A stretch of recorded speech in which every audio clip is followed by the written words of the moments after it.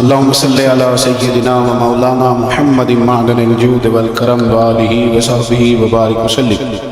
تمام تعریفیں، حمد اور ثنا اللہ تعالیٰ جل جلالہ کے لیے۔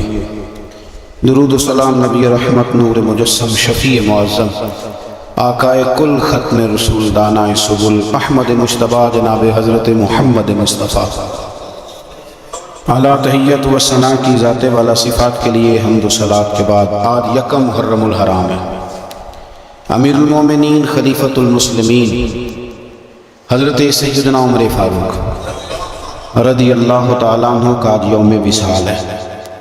حضرت عمر فاروق رضی اللہ تعالیٰ عنہ پر انشاءاللہ بات ہوگی اور ہم کرتے رہتے ہیں، لیکن ایک بات آج شروع میں آپ کی خدمت میں عرض کرنی ہے، اس کو آپ بڑے اچھے طریقے سے سمجھ لیں۔ اعلیٰ حضرت فاضل بریلوی رحمۃ اللہ تعالیٰ علیہ سے کسی بندے نے مسئلہ پوچھا، یہ میرے سامنے فتاوی رضویہ شریف پڑھا ہے، اس کی 10ویں جلد ہے اور صفحہ نمبر 105 ہے۔ کسی نے مسئلہ پوچھا کہ سادات کرام کو زکوٰۃ کے پیسوں سے رقم دی جا سکتی ہے؟ سادات کو ظاہر ہے اس نے اعلیٰ حضرت کے زمانے میں پوچھا مسئلہ کہ آج کل جو سادات ہیں ان کو زکوٰۃ کے ساتھ ان کی مدد کی جا سکتی ہے؟ تو اعلیٰ حضرت نے اس کا جواب لکھا تفصیل کے ساتھ، چاہیے تھا بس اس کا جواب دے دیتے کہ نہیں دی جا سکتی، لیکن صفحہ نمبر 105 پر فرماتے ہیں، سارا جواب دے کے نا پیچھے کہ جائز نہیں، صفحہ نمبر 105 پہ فرماتے ہیں کہ یہ کیا بات ہے کہ تم نے ان کو زکوٰۃ ہی دینی ہے؟ فرمایا اس طرح کرو، اپنے خالص مال میں سے جس میں 1 روپیہ بھی حرام کا نہ ہو، خالص مال لو اور عقیدت کے ساتھ جاؤ اور سید کی بارگاہ میں ہدیہ پیش کر کے آؤ۔ سید کی بارگاہ میں ہدیہ پیش، اہل بیت نبوت کا جو پیار ہے وہ ایمان ہے، وہ حسن ہے۔ یہاں تو لوگوں نے الجھا دیا بہت ساری چیزوں کو، اہل بیت نبوت اور ان ہستیوں کا جب آپ نام لیں تو آپ کے نام لینے سے محبت چھلکنی چاہیے۔ یہ صبح و شام یہ جو دن آپ آئے ہیں نا، تو گھروں کے اندر ہمارے بچوں کے درمیان جب ہم بیٹھے ہیں تو ہمارا لب و لہجہ بتائے کہ ہم رسول اللہ کی اولاد کے غلام ہیں، ہمارا ایک خاص حسن ہو، ایک خاص پیار ہو۔ 10 محرم کو نیاز پکائیں نا، نیاز تو اس طرح کی نیاز نہ پکائیں جس طرح کی روٹین میں ہم نیاز پکاتے ہیں کہ میں نے دے دیا 5000 روپیہ، مسجد میں چاول پک جائے گا، اور چاول پکا کے تو بانٹ دو۔ اپنی دوستوں کی جب دعوت کرتے ہو تو اس طرح کرتے ہو؟ آپ تو ڈھونڈ کے لاتے ہو کہ ہوٹل کون سا اچھا ہے۔ کبھی ایسا بھی ہوا ہے کہ ٹینٹ والے برتنوں میں آپ نے کھانا دے دیا ہو، دوست آئیں اور نیاز ہو امام حسین کے نام کی، اور تیرے برتن بھی دھلے ہوئے نہ ہوں، تجھے پتہ ہی کوئی نہ ہو؟ میری والدہ سے کہا کرتی تھی کہ جس نے 10 محرم کو لنگر بانٹنا ہے نا، جس نے پکانا جس نے وہ تو الگ بات، جس نے بانٹنا ہے وہ بھی وضو کر کے آئے، وہ بھی وضو کرے۔ وہ سادے لوگ تھے لیکن عقیدتوں سے بھرپور تھے۔ یہ بحثوں میں نہ الجھیں کہ وہ فلانا کیا کہہ رہا ہے، فلانا کدھر جا رہا ہے، وہ فلانے چونکہ ادھر جا رہے ہیں، ہم کسی کی ضد میں کیا اہل بیت سے پیار کریں گے یا کسی کے کہنے پر پیار کریں گے؟ اہل بیت ہمارا ایمان ہے، ہماری اولادیں اور ہماری اولادوں پر جتنا کرم اللہ کرتا ہے، اور اللہ نے ہمیں جو کچھ دیا ہے کہ مصطفیٰ کی اولاد کا صدقہ ہی تو دیا ہے۔ آپ کدھر نکل گئے؟ سنو، میں فتاوی رضویہ پڑھ رہا ہوں، اہل سنت کے ایمان کی بات کر رہا ہوں۔ سنو، حدیث پاک لکھی ہے، 2 حدیثیں لکھی ہیں، ذرا حسن دیکھنا۔ پہلی حدیث کے راوی خود مولا علی شیر خدا ہیں، اور اعلیٰ حضرت رحمۃ اللہ علیہ کنز العمال اور ابن عساکر کے حوالے سے حدیث لائے ہیں۔ کیا خوبصورت انداز ہے میرے رسول پاک صلی اللہ علیہ وسلم یہ مسئلہ بیان کرتے ہوئے نا کہ سادات کو ہدیہ دو، زکوٰۃ نہ دو، ہدیہ دو، خدمت کرو، یہ مسئلہ بیان کرتے ہوئے اپنی بات کو مضبوط کرنے کے لیے 2 حدیثیں لائے اور فرمانے لگے کہ مولا علی شیر خدا رضی اللہ تعالیٰ عنہ فرماتے ہیں کہ میں نے خود اپنے پیارے حبیب سے سنا ہے، نبی پاک صلی اللہ تعالیٰ علیہ وسلم نے ارشاد فرمایا کہ جو میرے اہل بیت کے ساتھ اچھا سلوک کرے گا میں خود قیامت کے دن اسے صلہ عطا کروں گا۔ یہ حدیث مولا علی شیر خدا سے روایت ہے، اور جو اگلی حدیث اعلیٰ حضرت نے لکھی ہے تاریخ بغداد کے حوالے سے، اس حدیث کے راوی امیر المومنین حضرت عثمان غنی رضی اللہ تعالیٰ، حضرت عثمان غنی راوی ہیں، اور ذرا جملے دیکھیے نبی پاک صلی اللہ علیہ وسلم نے کیا فرمایا۔ یہاں اہل بیت کے لفظ نہیں، پچھلی حدیث میں اہل بیت کا لفظ تھے، یہاں اہل بیت کے لفظ نہیں۔ اللہ کے محبوب صلی اللہ تعالیٰ علیہ وسلم فرمانے لگے، جو شخص بھی عبد المطلب کی اولاد کے ساتھ دنیا میں کوئی نیکی کرے، میرے دادا کی اولاد کے ساتھ. فرمایا جو بھی عبد المطلب کی اولاد کے ساتھ دنیا میں کوئی نیکی کرے. او یار سننا، کبھی اس طرح بھی ہوتا ہے، کبھی اس طرح کہ بیٹی غریب ہو، میں مثال دے کے بات سمجھانے لگا ہوں، یا بچے کسی جگہ بھی وہ تعلیم حاصل کر رہے ہوں تو باپ جاتا نہیں کینٹین پہ جا کے کہہ دیتا ہے کہ میرے بچے جو مانگے دے دینا، مہینے کے بعد بل بنے گا تو میں ادا کر دوں گا، یا جو مانگے دے دینا. ٹیچر سے کہتا ہے بچے کو چیزیں دے دینا، پیسے میں دے دوں گا، میرے بھی بچے ہوتے. دیکھو حسن دیکھو میرے رسول پاک علیہ السلام نے جو بیان کیا. اللہ کے محبوب صلی اللہ علیہ وسلم فرمانے لگے جس نے عبد المطلب کی اولاد کے ساتھ دنیا میں کوئی نیکی کی، فرمایا اس کا صلہ مجھ پر لازم ہے، اور صلہ میں اسے تب دوں گا جب قیامت میں میری اور اس کی ملاقات ہوگی. جب قیامت میں میری اس سے ملاقات ہوگی تو میں خود اسے صلہ دوں گا، میں خود اسے صلہ دوں گا، میں صلہ دوں گا. قربان جائیں اعلیٰ حضرت بریلوی پر. اعلیٰ حضرت فرمانے لگے جو حضور نے دینا ہے وہ تو دینا ہی ہے، اور پتہ نہیں کیا کچھ دینا ہے. فرمانے لگے اتنا تھوڑا ہے کہ حضور نے فرمایا جو عبد المطلب کی اولاد سے نیکی کرے وہ قیامت میں مجھ سے ملے گا. تو یہ بہت بڑا صلہ نہیں کہ جو حضور کی اولاد سے پیار کرے وہ قیامت میں حضور سے ملے گا. جان دے دی وعدہ ہے دیدار پر، تو وعدہ کریں دیدار کا، جان دینے کو تیار ہے. فرمایا جو عبد المطلب کی اولاد سے نیکی کرے مجھ پر لازم ہے صلہ دینا جب وہ مجھ سے ملے گا. او یارو کھل کے پیار کرو میرے محبوب کی اولاد، سیدہ پاک سے، شیر خدا سے، امہات المومنین سے، حضور کی شہزادیوں سے، نبی پاک کے حسن سے، حضور کے حسین سے. یار تو بات سمجھنا، کسی کو چنبیلی کا پھول پسند ہے، کسی کو گلاب کا پھول پسند ہے. مدینے والے رسول فرمانے لگے یہ حسن اور حسین میرے پھول ہیں، یہ میرے پھول ہیں. پھول حضور سنگا کرتے. اعلیٰ حضرت فرماتے کیا بات رضا اس چمنستان کرم کی، زہرا ہے کلی جس میں حسن اور حسین پھول، زہرا ہے کلی جس میں حسن اور حسین. بس کسی نے سادی بات کہی پریشان دار کہہ دی، اس نے کہا عظمت آل نبی بھول نہ جانا لوگوں، اور دیکھنا غیر کی باتوں میں نہ آنا لوگوں. یہ چھلکے آپ کی طبیعت بتائے کہ آپ کو حضور کی اولاد سے بڑا ہی پیار ہے، آپ کو نبی پاک کے خاندان سے بڑا ہی پیار ہے. تو باہر کیا یہ بات میں نے شروع میں اس لیے کر دی کہ ذرا نہ کھول کے پیار کرنا ہے حضور کی اولاد. اور یاد رکھیں حضور کی اولاد سے پیار کاری ہو سکتا ہے جس کے سینے میں ابو بکر صدیق بھی رہتے ہو.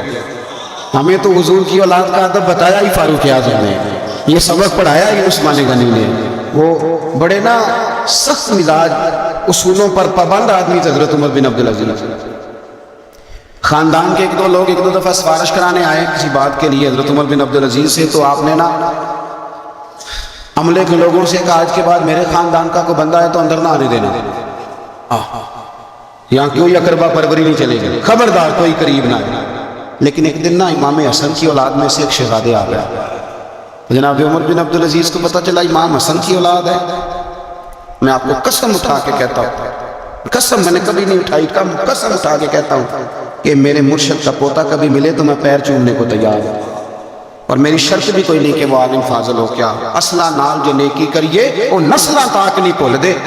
جن لوگوں نے کرم ہمارے اوپر کر دیا پھر ہم ان کی قرآن نے نہیں کہا وَكَانَ أَبُوهُمَا صَالِحًا.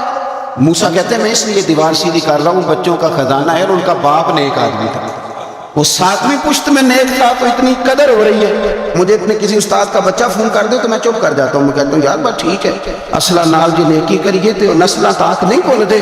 تو امام حسن رضی اللہ تعالیٰ عنہ کی اولاد میں سے ایک شہزادے آ گیا، تو میرا خاندان کا بندہ کوئی نہ اندر آئے. کسی نے کہا یہ امام حسن کی اولاد ہے.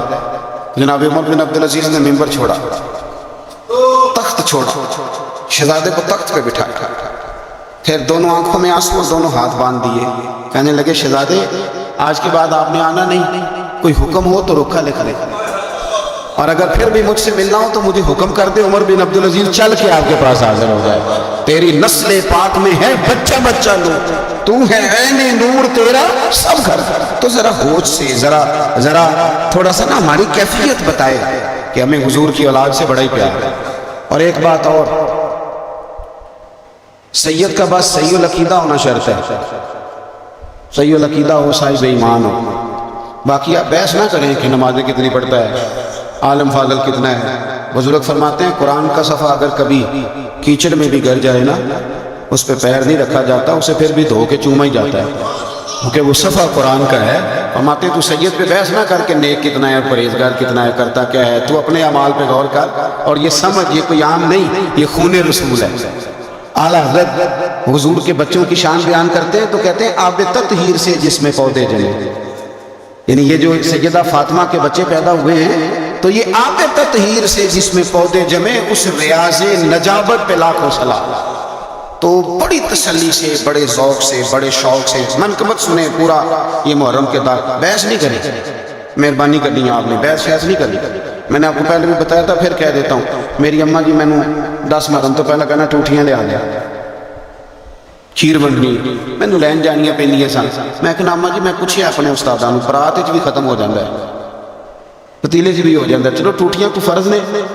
انہوں کہنا کہ میں تینوں بیٹا مولوی مندی نہیں تو مینوں مسئلے نہ سنا، تو کل دا بال ہے جا ٹوٹیاں لیا۔ تو 2-3 درجن ٹوٹیاں میں لا کے دیتا۔ میں نے ایک دن پوچھ لیا، میں نے کہا اماں جی حکمت کیا ہے؟ میرے ساتھ بڑا پیار تھا اور چلیں بات درد کی طرف چلی جائے گی، رک جاتا ہوں، نہیں کرتا بات۔ تو میں نے ایک دن پوچھ لیا، میں نے کہا اماں جی مطلب ٹوٹیوں کی حکمت کیا ہے؟ تو کہنے لگے پتر حضور کی اولاد کے نام پہ کسی کو کچھ شے دینی اور اسے کہنا برتن واپس کر کے جا، حسن حسین کے نام پہ جو دے دیا سو دے دیا، ختم ہو گئی بات۔ اب برتن واپس مانگنا بس حضور کی اولاد کا صدقہ ہے جو کچھ بھی۔ تو یہ اس سادے لوگ تھے پر ان کا نا مکان کچے عقیدے پکے، مکان کچے عقیدے ہن مکان پکے دے نال بحث، صبح و شام بحث جتنی مرضی کرا۔ اور ایسے ایسے بھی سیانے بندے دنیا میں ملے جن کا سیانت کے ساتھ دور دور تک کوئی رشتہ نہیں، لیکن بیچارے عقل میں رہ گئے ساری زندگی۔ اس لیے اقبال کہا کرتے تھے کہ پختہ ہوتی ہے اگر مصلحت اندیش ہو عقل، اور عشق ہو مصلحت اندیش تو ہے خام، ابھی کچا ہے۔ پختہ ہوتی ہے اگر مصلحت اندیش ہو عقل پختہ ہوتی ہے اگر حکمت کے ساتھ چلے، اور عشق اگر حکمت دیکھ کے چلے تو بھی کچا ہے۔ اور آگے اس کی وجہ بھی اقبال بیان کرتے ہیں اگلے شعر میں، پختہ ہوتی ہے اگر مصلحت اندیش ہو عقل، اور عشق ہو مصلحت اندیش تو ہے خام، ابھی بے خطر کود پڑا آتش نمرود میں عشق، عقل تھی محو تماشائے لبے بام، ابھی عقل تو بھی سوچ رہی تھی کہ جانا چاہیے کہ نہیں جانا چاہیے، تو عشق نے چھلانگ لگا بھی دی۔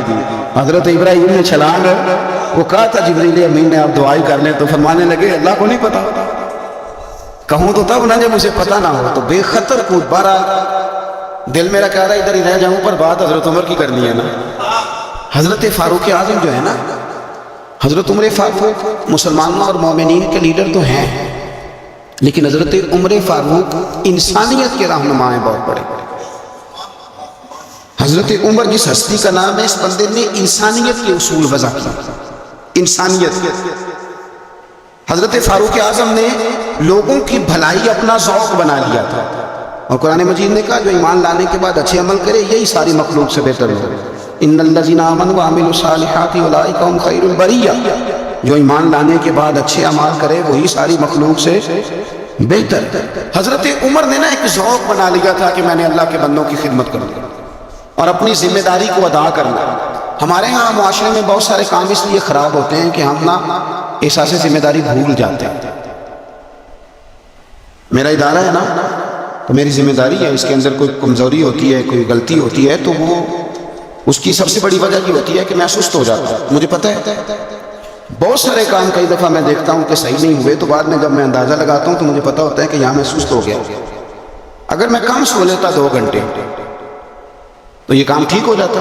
یہ بہت سارے وزیر مشیر اور بہت سارے پیر اللہ ماشاءاللہ، ان کے نیچے کیوں خرابی ہو جاتی ہے بہت سارے؟ وہ اس لیے کہ وزراء کا مزاج نہیں ہوتا اسی والے کمرے سے باہر نکلنے کا، تو باہر جو طبقہ ہوتا ہے وہ پھر مرضی کرتا ہے۔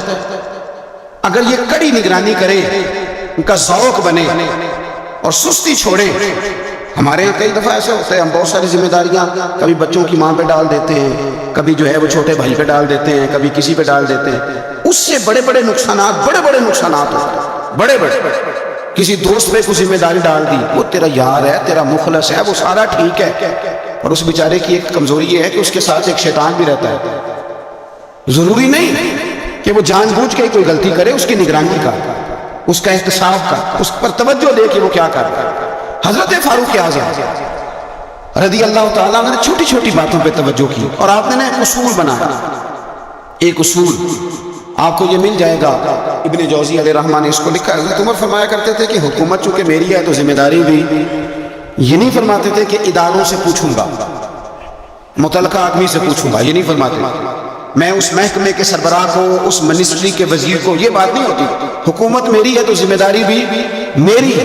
حضرت عمر فاروق رضی اللہ تعالیٰ عنہ نے قانون بنایا، اور اس کو آپ سن لیتے ہیں، کبھی اس کو سمجھنا. انسان کو جو روٹی ملے گی، چھت ملے گی، دوائی ملے گی، کپڑا ملے گا، یہ ساری باتیں ٹھیک، لیکن حضرت عمر فرمانے لگے کہ اگر کوئی کتا بغیر پانی پیے مر گیا فرات کے کنارے صحرا میں، اس تک پانی نہیں پہنچا، انسان کی بات نہیں، یہاں تو عورتوں کو اسپتال میں جگہ نہیں ملتی تو وہ رکشے میں بچے پیدا کر لیتے ہیں. یہاں تو بہت سارے لوگ ایسے ہیں جنہیں دوائی میسر نہیں آتی اور وہ مر جاتے. کتا اگر میری حکومت میں پیاسا مر گیا تو عمر فرماتے ہیں اللہ مجھ سے پوچھے گا کہ ڈیوٹی تو تیری تھی نا، ذمہ داری تو آپ کے صاحبزادے کہتے ہیں کہ ایک اونٹ زخمی ہو گیا، کسی نے اسے زخمی کر دیا. تاریخ الخلفاء میں امام جلال الدین سیوطی علیہ رحمہ نے لکھا ہے اونٹ زخمی ہو گیا، اونٹ کی نا گردن پر نشان لگ گیا زخم کا. اس زمانے میں طریقہ تھا کہ کپڑا جلا کے نا زخم پہ لگایا جاتا. حضرت عمر فاروق رضی اللہ تعالیٰ عنہ نا اب 60 سال عمر ہے، بوڑھے آدمی ہے، جسمانی طور پر بھی کمزوری آ جاتی ہے عمر کے حساب سے. اونٹ کی نکیل کے ساتھ پہلے اسے باندھا، پھر وہ کپڑا جلایا، پھر اپنے ہاتھوں سے اونٹ کا وہ جو زخم تھا نا اس پر وہ کپڑا ڈالنے لگے، اس کو ٹھیک کرنے لگے. تو صاحبزادے آگے بڑھے، وہ کہنے لگے ابا جی یہ اونٹ ہے اور آپ اس کے زخم کو چھیڑ رہے ہیں، وہ آپ کو تکلیف بھی پہنچا سکتا ہے، تو یہ ہم 2-3 غلاموں کے ذمہ لگا دیں، وہ اس کے زخم پر دوائی مرہم پٹی کر دیں گے، یہ آپ کو کاٹ ہی نہ لے. تو کہتے ہیں حضرت عمر فاروق نے میری بات کو جھٹکا فرمانے لگے پیچھے ہٹ جا، حکومت میری ہے کہ غلاموں کی ہے، ذمہ داری میری ہے کہ غلاموں کی ہے. فرمایا پتر میں تو ڈر رہا ہوں کہ کہیں یہ اونٹ ہی قیامت میں میری شکایت نہ کر دے، یہ میری شکایت نہ کر دے کہ اللہ میں بیمار ہو گیا، زخم لگ گیا، حکومت عمر کی تھی اور کسی نے مجھے پوچھا ہی نہیں. میرے دوستو احساس ذمہ داری اب یقین کریں نکل گئی. ہم لاؤبالی لوگ ہیں، لاؤبالی. میں کبھی سفر کرتا ہوں بہت زیادہ تو میرے جو ڈرائیور حضرات ہوتے ہیں وہ میرے ساتھ وقت گزارنا خاصا مشکل کام ہے، اس لیے کہ میں گاڑی اپنے چلانی نہیں آتی پر چلواتا اپنی مرضی کی.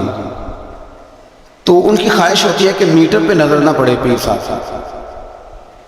تو میں پچھلی سیٹ پہ بیٹھتا ہوں تو میں اس ترتیب سے بیٹھتا ہوں کہ مجھے پتہ چل جائے کہ میٹر اب کہاں پہنچا ہے، اس لیے کہ مجھے پتہ ہے خدا نہ خواستہ کسی جگہ کوئی معاملہ ہوگا نا. اور میں بچوں کو بتاتا رہتا ہوں. ایک دفعہ ایک آدمی غلط کراس کر گیا اور اس نے بڑی مشکل سے بچے نے بریک لگائی. بچہ کہنے لگا اس کے قریب جا کے نا تو میں نے بھی اس کو اسی طرح سزا دینی ہے. تو میں نے کہا پتر تو بات کو سمجھ، اسے کوئی بھی کچھ نہیں کہے گا اور ہمیں لوگ کہیں گے تو سیدھے سیانے بیانے ہونا. ہمیں اپنی ذمہ داریوں کا احساس کرنا چاہیے. جب ہم غیر ذمہ دار کسی جگہ بھی ہو جاتے ہیں تو حالات خراب ہو جاتے ہیں. حضرت فاروق اعظم رضی اللہ تعالیٰ عنہ چھوٹی چھوٹی باتوں کا خیال کرتے ہیں. دیکھیں نا امام مسجد، میں روز امام مسجد کے حقوق بیان کرتا ہوں، لیکن مجھے مسجدوں کے ائمہ سے شکوہ بھی ہے، وہ اپنے نمازیوں کا نہیں خیال کرتے، ان کی طبیعت کا نہیں لحاظ کرتے. ہم اگر تھوڑا سا لحاظ کریں ائمہ مساجد نمازیوں کا، نبی پاک علیہ السلام نے فرمایا کہ میرا دل کرتا ہے میں لمبی نماز پڑھاؤں، لیکن پھر مجھے خیال آتا ہے کہ پیچھے بوڑھے بھی ہیں، بیمار بھی ہیں، بچے بھی ہیں. میرا دل کرتا ہے لیکن میں لوگوں کی تکلیف کو دیکھتے ہوئے نماز مختصر پڑھاتا ہوں. ائمہ مساجد اگر تھوڑا سا غور کریں، پیار کریں لوگوں کے ساتھ تو مسجد کے اندر ایک خوبصورتی والا ماحول. یار میرا مطلب ہے کچھ بندے ایسے ہوتے ہیں جو بیچارے غصہ کسی اور کا ہوتا ہے نکالتے مسجد آ کے ہوتے ہیں، تو گھر میں بھی تو دادا ابو کئی دفعہ اس طرح کاری لیتے ہیں. تو تھوڑا سا اگر ضرب بڑا ہو، حوصلہ ذرا بڑا ہو، آپ کو ہنسنا آتا ہو. نبی پاک صلی اللہ علیہ وسلم اکیلے بیٹھتے تھے تو متفکر بیٹھتے تھے، اکیلے ہوتے تھے تو سوچتے تھے، اکیلے ہوتے تھے تو سوچتے تھے. میری بات پہ غور کرنا، اکیلے ہوتے تھے تو سوچتے تھے اور جب لوگوں کے بیچ بیٹھتے تھے تو ہنستے تھے. لوگوں کے بیچ آ کے منہ نہیں بنانا، وہ اکیلے آپ فکر کریں، غور کریں جو مرضی. اکیلے بیٹھتے تھے تو حضور تفکر کرتے تھے، لوگوں میں آتے تھے تو مسکرا کے آتے تھے. تو حضرت عمر فاروق اب 24 لاکھ مربع میل کا حکمران اور ہزاروں لوگ جس کے پیچھے نماز پڑھیں، وہ ایک ایک بندے کا خیال کرے، ممکن نہیں ہوتا. ایک بڑے جلیل القدر صحابی تھے حضرت سعید بن یربوع رضی اللہ تعالیٰ. حضرت عمر کے زمانے میں نا نابینا ہو گئے. تو حضرت فاروق اعظم رضی اللہ تعالیٰ نے لوگوں سے پوچھا کہ صحیح نہیں نظر آ رہا ہے. اس کی حضور ان کی بینائی چلی گئی. جناب عمر گھر گئے، تعزیت کی، آپ کو تکلیف پہنچی، اللہ آپ کا بھلا کرے. اب ان سے پوچھتے ہیں بھائی یہاں تو کوئی سپاہی چلا جائے نا دنیا سے تو کوئی صوبائی وزیر یا کوئی افسر آ جائے بس کافی ہے، وزیر اعظم صاحب کے پاس کہاں وقت ہے، وہ کہتے ہیں 2 منسٹر بھیج دیے تھے، بات ختم ہو گئی۔ حضرت عمر خود گئے، صحابی کی آنکھیں چلی گئی تھی اور جا کر کے اسے کہنے لگے کہ اب آپ مسجد کیسے آئے جائیں گے؟ انہوں نے کہا حضور یہ تو میرے لیے بڑی تکلیف والا معاملہ ہے، نابینا ہو گیا ہوں، تنہا تو جا نہیں سکتا، قربان جاؤں سیدنا فاروق اعظم۔ حضرت عمر فاروق رضی اللہ تعالیٰ عنہ نے ایک بندے کی باقاعدہ ڈیوٹی لگائی، فرمانے لگے تیری آج کے بعد ذمہ داری ہے 5 وقت حضرت سعید کا بازو تھامنا ہے، تو انہیں مسجد پہنچانا ہے اور 5 وقت ان کو گھر لے کے آنا ہے۔ فرمایا یاد رکھنا، یہ نہ سمجھنا کہ میں آرڈر دے کے بھول جاؤں گا، میں ہر ہفتے تم سے پوچھا بھی کروں گا کہ تم نے سعید کے ساتھ کیا سلوک کیا۔ تو چھوٹی چھوٹی چیزوں کا فوجی، جیسے کہ میں نے پہلے کہا ہے، وہ سال کے بعد نا کبھی کوئی تقریب ہوتی ہے تو بلا کے نا فوجیوں کے بچوں کو، ان کی ماں کو تو ایک تمغہ دے دیا جاتا ہے پھر چھٹی۔ کبھی کسی نے پوچھا ہے کہ یتیمی میں بچوں کا کیا حال ہوا؟ کبھی کسی نے پوچھا ہے کہ پھر پیچھے کیا حالات ہیں؟ میں کوئی لسٹ نہیں بیان کرتا لیکن میں ثبوت رکھتا ہوں کہ جن کے لیے ترانے پڑے گئے اور بہت بڑی انٹرنیشنل کانفرنسیں کی گئیں اور میڈیا میں بڑا کچھ دکھایا گیا، ان کے بچوں پر وہ وقت بھی آیا کہ انہوں نے روٹی مانگ کے کھائی۔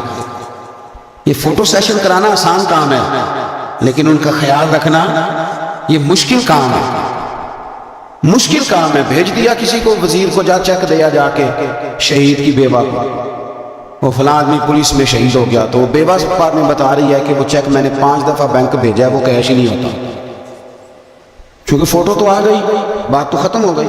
اور آپ کے ملک میں اس طرح بھی ہوا کہ ایک شہید کے لیے سیمینار ہوا، بہت بڑا تمغہ دیا گیا، اس کی والدہ کو بلایا گیا اور جب تک تو کیمرے چل رہے تھے تو تب تک تو اس کو بڑا اعزاز تھا، ترانہ بھی باج رہا تھا، بندے آنسو بھی بہا رہے تھے، اور جب ختم ہو گیا سارا کچھ تو پھر اس کی ماں کو نا ایک کونے میں زمین پہ بٹھا کے، وہ ویڈیو آ گئی اس کی، وہ زمین پہ بٹھا کے نا دور اس کی ماں کو، جس کا بیٹا ملت پر، قوم پر، مذہب پر قربان، اس کو زمین پہ بٹھا کے تو اس کے ہاتھ میں روٹی پکڑائی گئی اور چھوٹے سے ایک برتن میں سالن ڈال کے اس کے آگے رکھا گیا۔ تو وہ دیہاتی عورت، سب لوگ موج سے کھانا کھا رہے ہیں، جو مہمان خصوصی ہیں روٹی کھا رہے ہیں، جو تمغے دینے ہیں، اور جو لینے آئی اس کو وہاں بٹھا دیا۔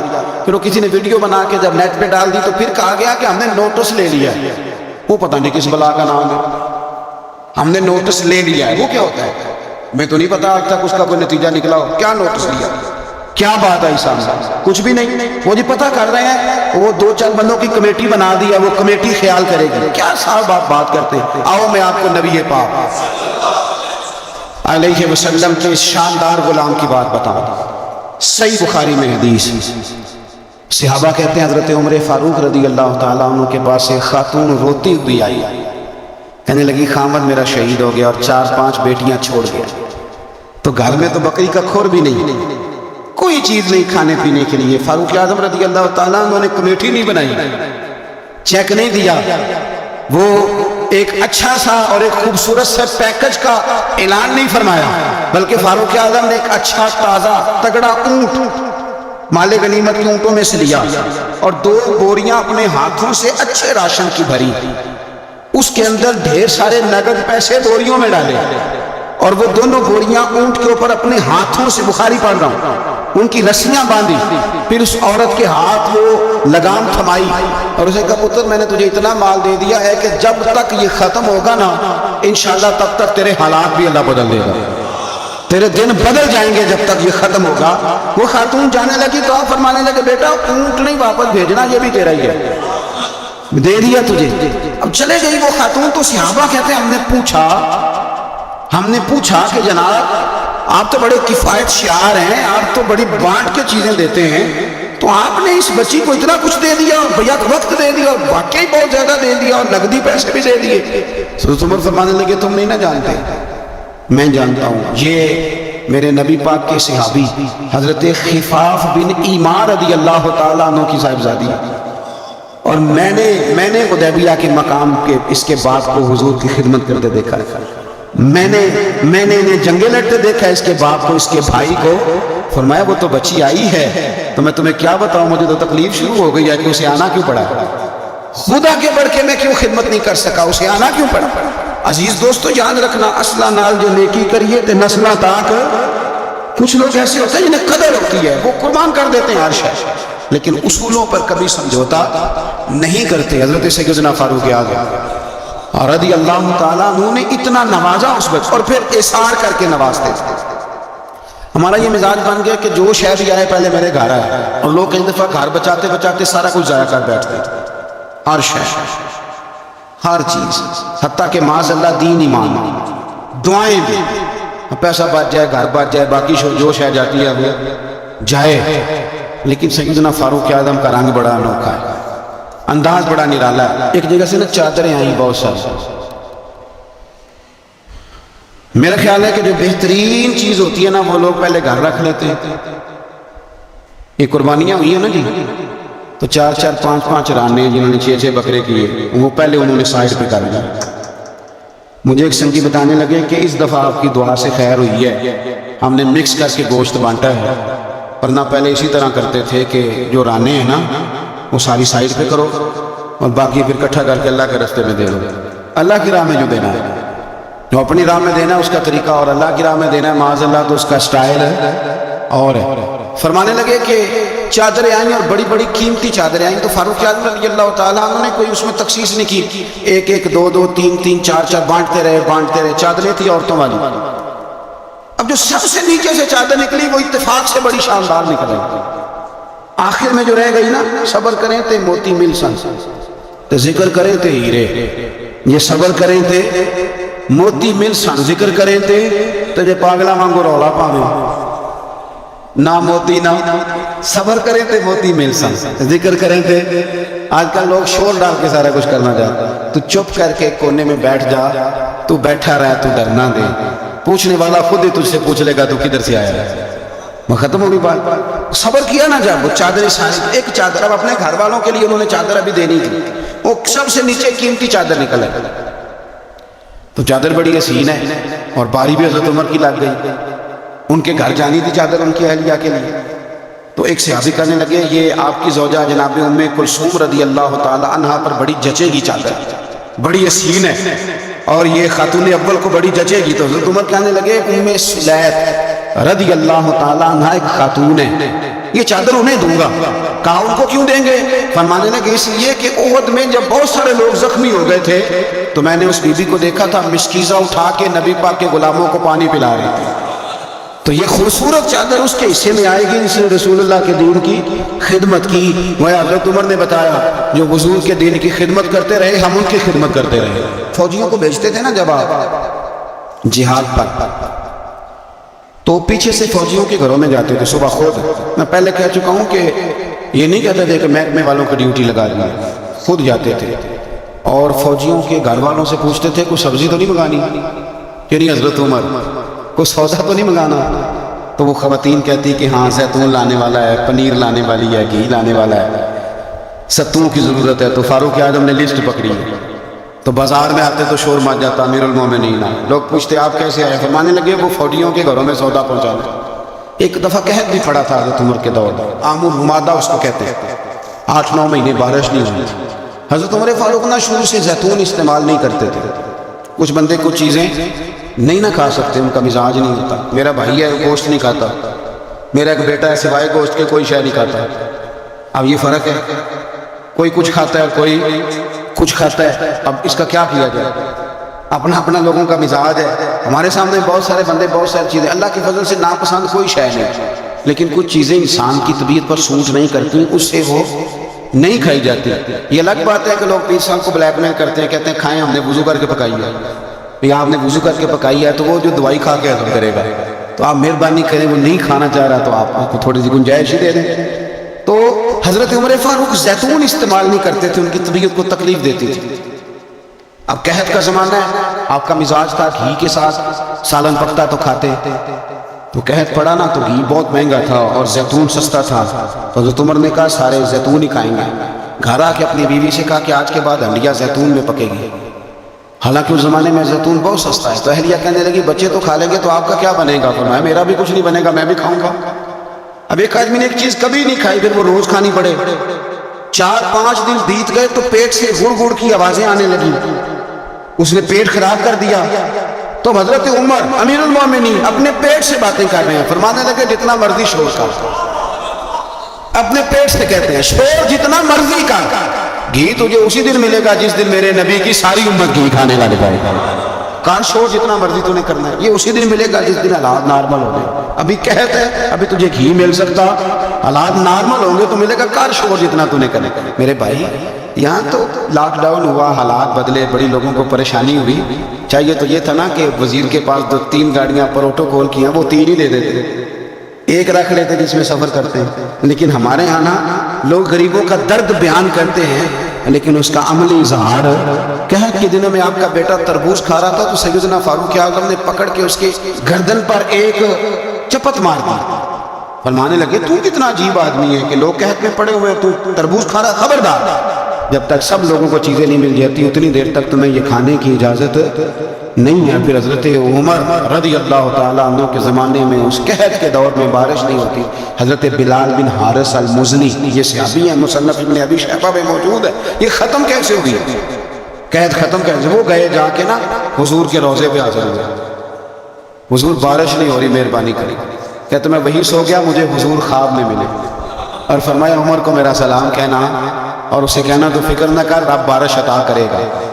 تو بارش ہوئی حضور کے روضہ نور پہ جانے کی برکت سے۔ اللہ کرے امت کے لیے روضے کے دروازے ہمیشہ کھلے رہے، کبھی بند نہ ہو، وہاں سے تو کرم ملتا ہے۔ تو جو آج حضرت عمر کے بارے میں ساری گفتگو ہے، ایک پہلو میں آپ کے سامنے رکھنا چاہتا ہوں کہ احساس ذمہ داری، لوگوں کے ساتھ ان کا رویہ۔ ایک قحط کے زمانے میں دور سے کچھ لوگ آ گئے کہ چلو باہر قحط ہے تو مدینے چلتے، انہوں نے آ کے باہر ڈیرا لگا لیا۔ حضرت عمر کو پتہ چلا کچھ مسافر بھی آ گئے تو آپ نے کھانے پینے کا سامان اٹھایا، پشت پہ رکھا، کندھے پہ تو جا رہے ہیں۔ جناب ابو ہریرہ فرماتے ہیں عمر بھی تھے، ان کے خادم بھی تھے، میں نے پوچھ لیا کہاں جا رہے ہو تو کہنے لگے پیچھے مڑ کے ابو ہریرہ ہے، میں نے کہا جی، کہنے لگے ادھر آ یار میں تھک گیا ہوں، تھوڑا سا سامان تو بھی اٹھا، چل میرے ساتھ۔ کہتے میں نے تو پوچھ لیا تھا، میں بھی قابو آ گیا۔ وہ سامان اٹھایا، جہاں قافلہ ٹھہرا تھا وہاں گئے اور جا کر کے نا حضرت عمر نے مجھے کہا لاؤ لکڑیاں، کہتے ہم لکڑیاں اکٹھی کر کے لائے تو عمر نے خود آگ جلائی، پھر فاروق اعظم نے خود کھانا پکایا اور فرمایا جب وہ مہمان روٹی کھا رہے تھے تو عمر رو رہے تھے۔ ہم نے کہا حضور روتے کیوں ہے؟ فرمانے لگے جب رب کے بھوکے بندے روٹی کھا لیتے ہیں تو اللہ راضی بڑا ہوتا ہے۔ تو سوچتا ہوں مجھ چھوٹے آدمی کو رب کریم نے کتنا اعزاز دیا ہے کہ میری وجہ سے آج ان بھوکوں نے کھانا کھایا۔ تو میرے عزیزو، جناب فاروق اعظم نے ہمیں یہ درس دیا کہ احساس ذمہ داری زندگی میں پیدا کریں۔ ہم نے بہت سارے کام اس لیے خراب کیے کہ ہم سست ہو گئے، ہم نے وہ ذمہ داری کسی اور کی لگا دی، ہم نے ساری زندگی پروٹوکول تلاش کیا، عزت تلاش کی، ہم نے لوگوں کو شیشے میں اتارنے کا طریقہ سیکھا، اس نے بے سکونی بھی پیدا کی معاشرے کے اندر، ہمیں بھی تکلیف میں رکھا، دوسروں کو بھی تکلیف میں رکھا۔ اگر مخدوم بنو گے، خدمت کرانے کا مزاج بناؤ گے تو ساری زندگی تکلیف میں رہو گے، اور اگر خادم بن جاؤ گے تو پھر تو ذہن بن جائے گا کہ میں نے کھلاتے ہی رہنا۔ حضرت عمر فاروق نے بتایا لوگوں کو کہ قوم کا سربراہ قوم کا خادم ہوتا ہے، انہیں خدمت کر کے لوگوں کو بتایا کہ اس طرح کر کے اگر اپنی زندگی کو ترتیب دو گے نا پھر تمہارے لیے جینا آسان ہو جائے گا۔ اور کسی بڑے آدمی کا طریقہ بھی یہی ہوتا ہے کہ وہ اس طرح کے طریقے اپنائے کہ ذوق بڑھے۔ حضرت عمر کو لوگ کام کرتے ہوئے دیکھتے تھے تو ان کا ذوق بڑھتا تھا، ان کا بھی دل کرتا تھا۔ وہ کہا تھا نا اقبال نے، وہی ہے تیرے زمانے کا امام برحق جو تجھے حاضر و موجود سے بیزار کرے اور موت کی شکل میں دکھلا کے تجھے جلوہ یار زندگی تیرے لیے اور بھی دشوار کرے، مشکل کر دے تیرے لیے جینا، وہی ہے تیرے زمانے کا امام برحق۔ تو حضرت فاروق اعظم کے اس کردار کو سمجھیں۔ دعا ہے اللہ تعالی ہمیں ان کے نقش قدم چلنے کی توفیق عطا فرمائے۔ آخر دعوانا